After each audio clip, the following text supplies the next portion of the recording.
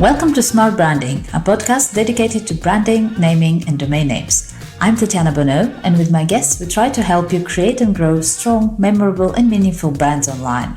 I believe time is one of our most precious assets, and so I want to thank you in advance if you decide to spend the next 30 minutes with us. I promise to do my best to make those worth it. Let's go!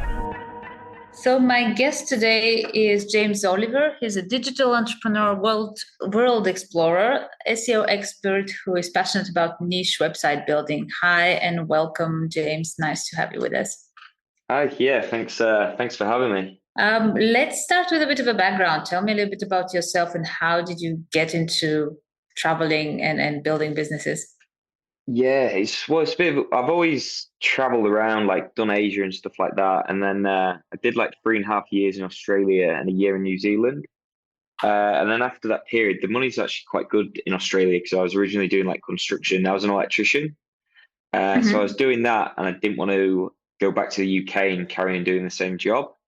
So I kind of went back to Asia and then just started Googling around and I built a website back in 2014, just a random little blog. And they ended up earning like $2 something in AdSense. So I kind of knew you can make money online, which is a weird thing because it's like that first kind of step. And then I basically got into building niche websites and doing SEO when I was in Asia. And then it kind of went from there. And I've been building and like acquiring websites for more or less 6 years now. And for some people who wouldn't have a clear idea on what that is, what is a niche website? So it's basically like blogging around a topic. So, for example, the website is just all talking about football or something like that. So a niche website just kind of stays in that sphere of knowledge kind of thing. So like if someone goes to the website, they're interested in that, so they'll carry on like looking around. It's all about that topic basically. And am I correct in assuming that like actually let me make that another question. How do you monetize those? Like, is there just a set way and you repeat that with every website, or is it different? So there's a few different ways, and it kind of depends on what the kind of niche is. But the two major ones are basically affiliate marketing, where you refer products. Most people use Amazon, especially starting out. So you refer products on Amazon, and then if someone clicks on that, you get a commission. And the next is ads. So you can put ads on your website. So as people are scrolling through, they see ads on your website, and then you get money just from people seeing the ads, basically. And then you kind of got like lead gen, and then you've got your own kind of digital product. So you can create like a little ebook or a video course and kind of sell that. The major thing is basically getting the traffic to the website and then monetize in then 4 different ways, really. And isn't that very kind of a long-term thing, though? Or can you make money on that quickly, which is, what everybody wants to know? Yeah, so SEO is more of a long-term sort of way to make money. So that's why a lot of people don't do it or they give up. So realistically, it does take 8 months to kind of a year before you kind of start seeing real traffic and income.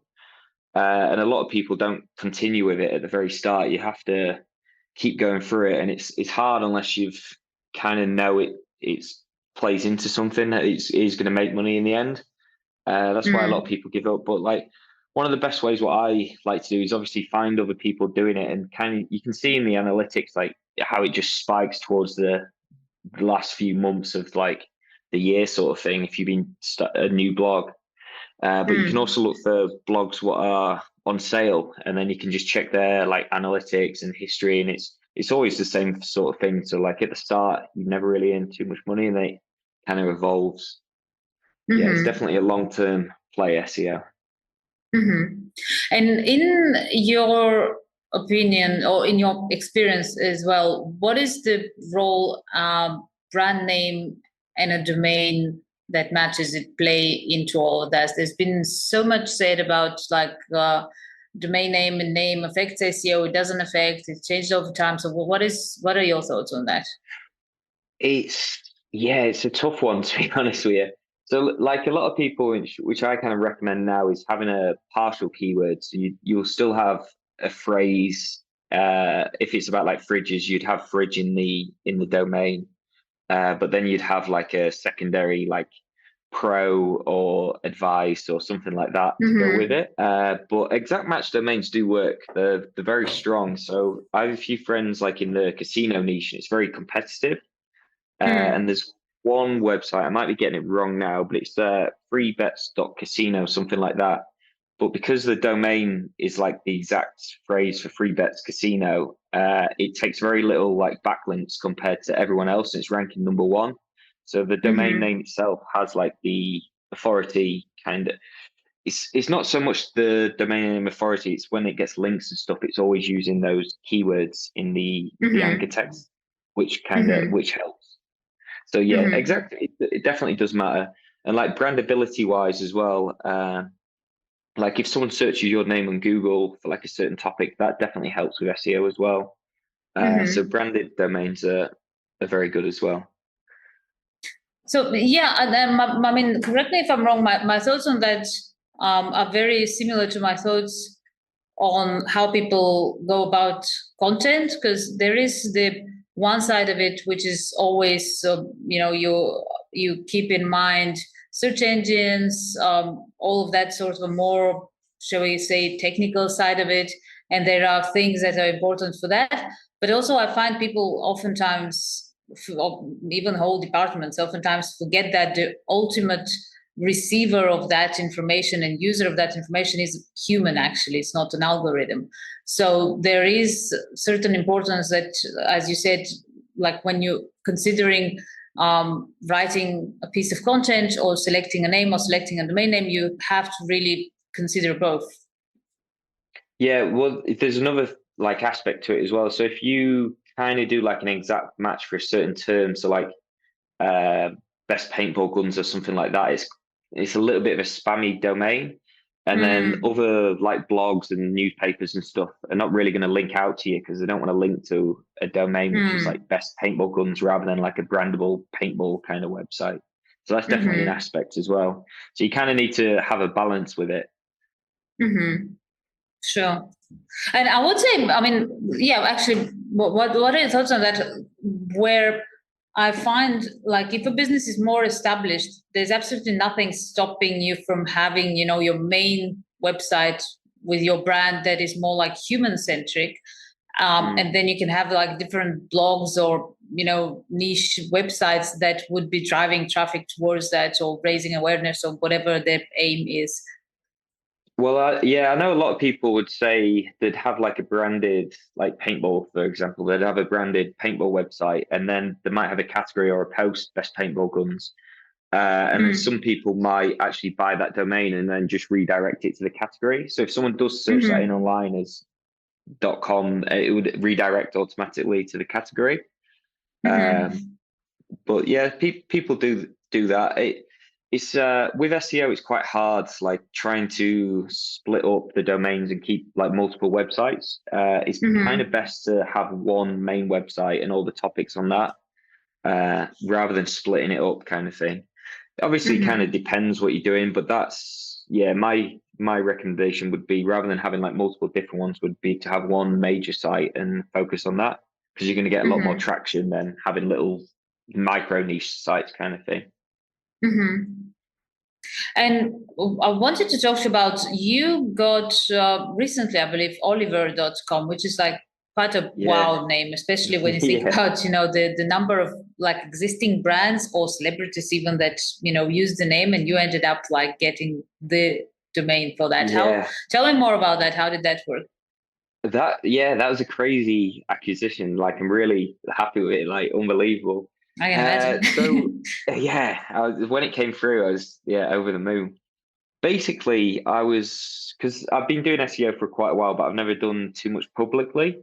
So this year I've decided to go to like a lot more events, meet more people, and start sharing a lot more experiences and stuff what I'm doing. So I started looking for a branded domain, and like there was everything was kind of taken. Like I even wanted like my initials, like JS Oliver or James. Yeah, it was JS Oliver, and that was like part of a hedge fund and stuff like that. So I was never going to sell it. So it was like quite hard, like trying to find domains. And then I was looking for Oliver.com, and it was just it wasn't actually set up with a website. It was just with the ad space on. So it was just just parking with the ads. So I reached out so I checked the who is on the domain and reached out to the person who was managing it.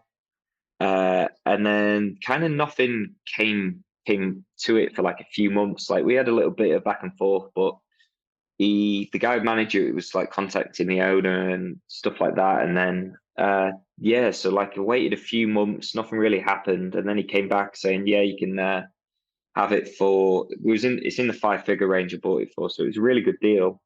So it was like, yeah, you can have it. So we just jumped straight into escrow and then put the money in the funds, and then got that, and then finally got it like 2 or 3 weeks ago now. So yeah, wow, really good, really cool, really cool. What are you gonna do with it?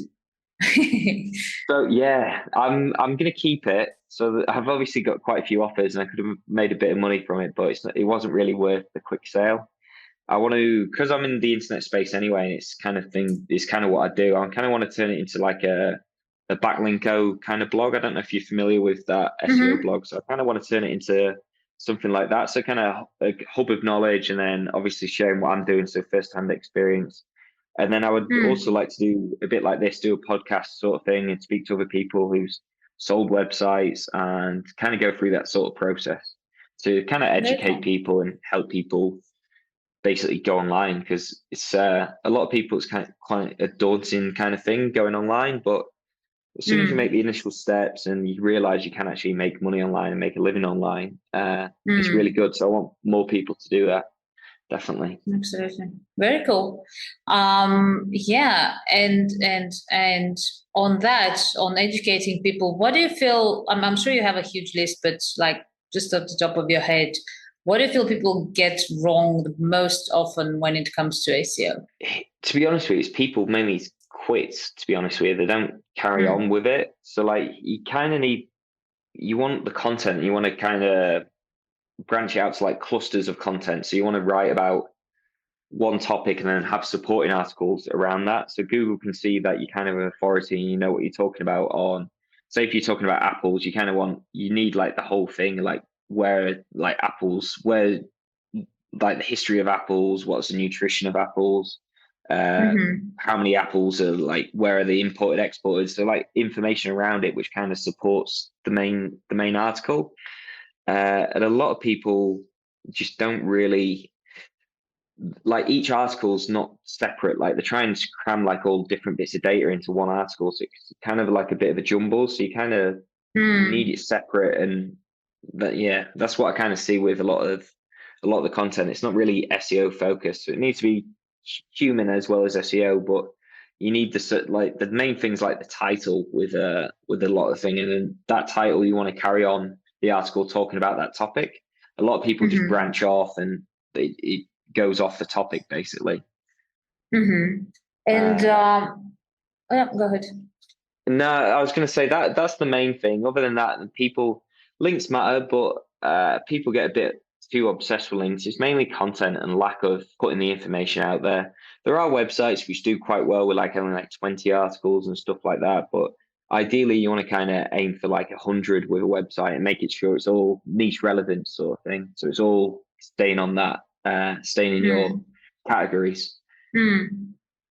And where do you help with that, or do you? I mean, what sort of services do you offer, or do you just do it for yourself, where you like buy, develop, and sell websites? Yeah, so I don't actually offer it to anyone. So I don't do SEO for any clients or anything like that.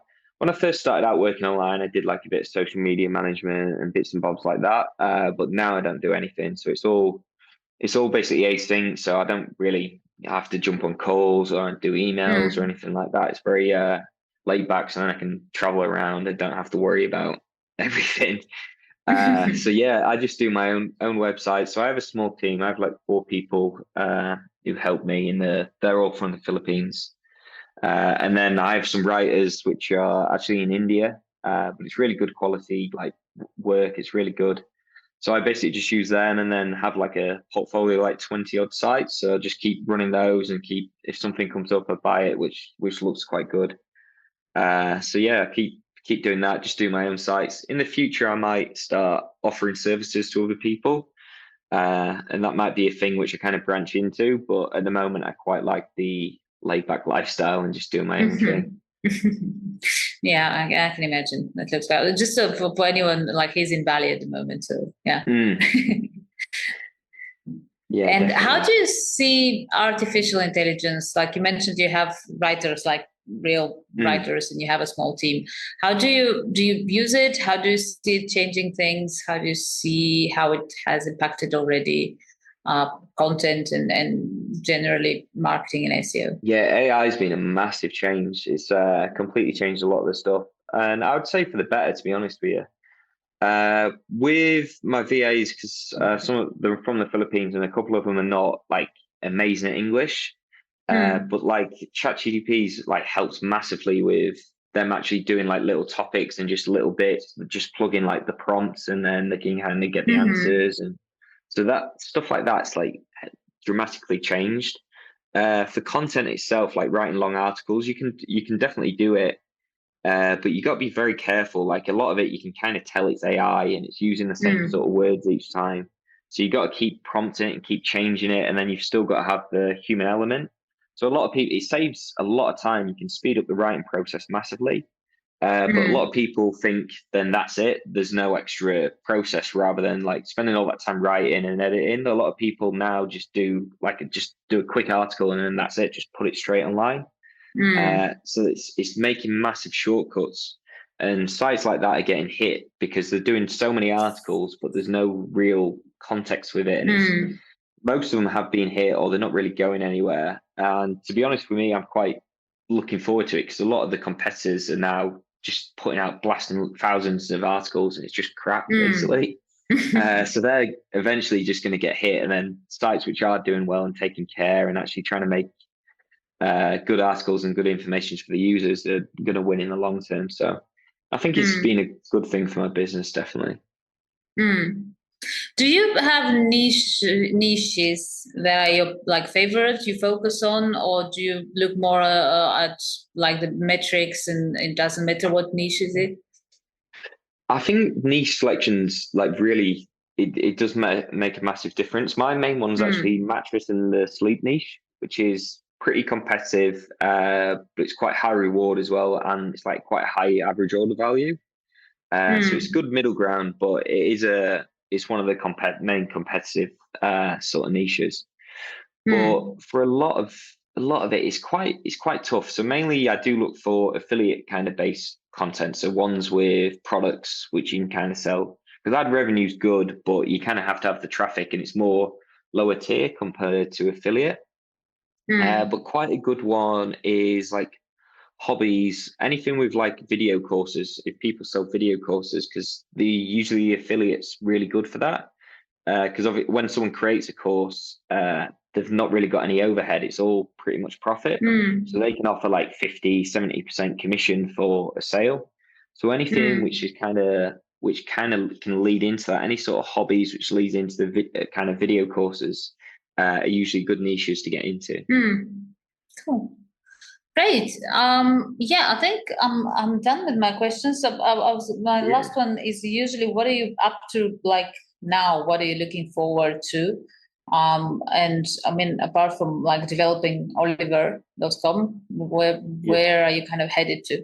So yeah, I'm still far behind in that. I still need to add a lot more content and do everything to it, because the domain kind of came out of the blue. So I'm still got a backlog of other work to do, and I've been traveling quite a bit recently.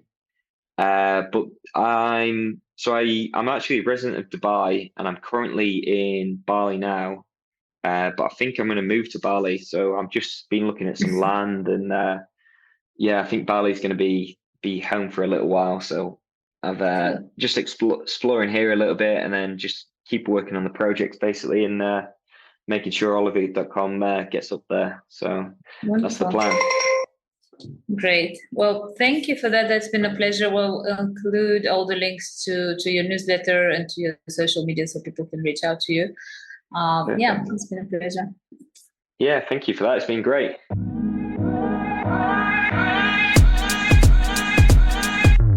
Thank you for joining us in this episode of Smart Branding Podcast. Feel free to visit smartbranding.com for more information and reach out if you have any suggestions, questions, ideas, or just want to learn more about how a good domain name strategy can help you build a strong and successful brand.